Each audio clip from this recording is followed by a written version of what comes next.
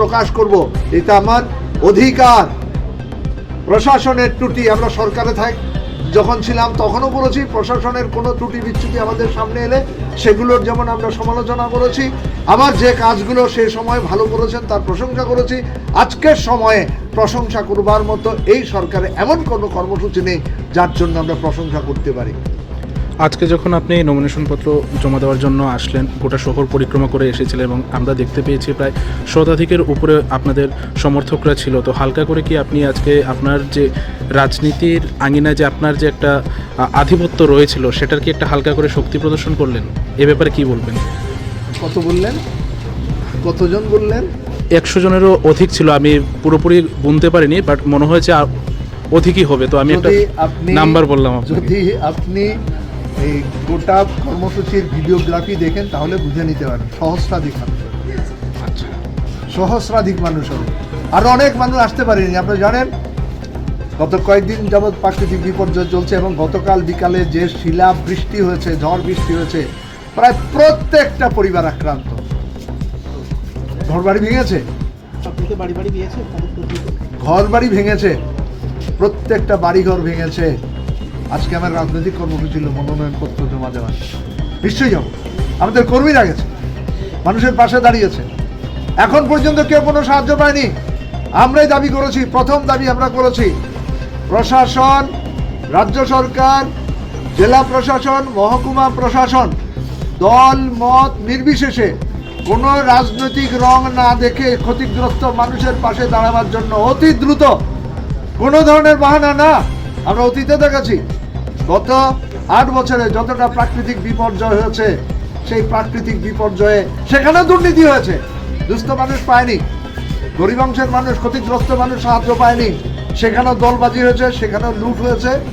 আর আপনি বলছেন তো সহস্রাধিক মানুষ এসেছিলেন এই কর্মসূচির মধ্যে। এটা শক্তি প্রদর্শনের জায়গা না। স্বতঃস্ফূর্তভাবে এই ঝড় বৃষ্টি তুফানে মানুষের ঘর বাড়ি যখন আক্রান্ত, ভাঙচুর হয়েছে, মানুষ সেই ভাঙা বাড়ি রেখে আজকের কর্মসূচিতে আমাদের জয়কে সুনিশ্চিত করবার জন্য তারা এগিয়ে এসেছেন। সেই বাহাদুর জনগণকে আমরা লাল সালাম জানাই। বাড়ি বাড়ি প্রচারে গিয়েছেন আপনি, কিছুদিন ধরে প্রচার করছেন, মানুষের রেসপন্স কিরকম? আপনারা একটু খোঁজ করবেন জনগণের কাছ থেকে। এখন পর্যন্ত যত পরিবারের কাছে গেছি, মানুষ একটাই বলছে, আমাদেরকে বাঁচান, বিজেপির অপশাসন থেকে আমাদেরকে মুক্ত করুন। এই বিজেপি শাসনেই দক্ষিণ বড়ুয়াকান্দিতে 7 জন বেকার যুবক মাইক্রো ফাইন্যান্স থেকে ঋণ নিয়ে ঋণ পরিশোধ করতে না পেরে আত্মহত্যা করেছে।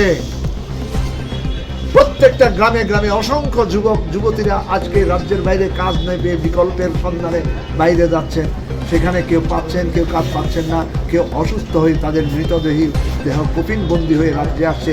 এবং তাদের জন্য রাজ্য সরকারের কোনো ভূমিকা নেই, কোনো দায়িত্ব নিচ্ছেন না এই মৃত ব্যক্তিদের তার পরিবারের হাতে তুলে দেওয়ার ক্ষেত্রে। অসংখ্য ধন্যবাদ। সবাই ভালো থাকুন।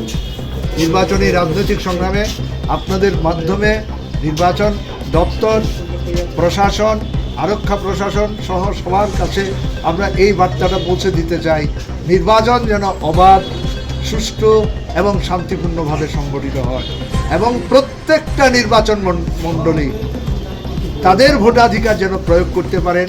তার পছন্দের প্রার্থীকে যেন তিনি যে দলেরই হন না কেন তিনি যেন তার নিজের ভোটটা নিজে দিতে পারেন। আমরা এই আন্দোলনটাও আপনাদের মাধ্যমে গোটা ধর্মনগর বিধানসভা কেন্দ্রের নির্বাচক মণ্ডলীর কাছে পৌঁছে দিতে চাই, প্রশাসনের কাছেও পৌঁছে দিতে চাই।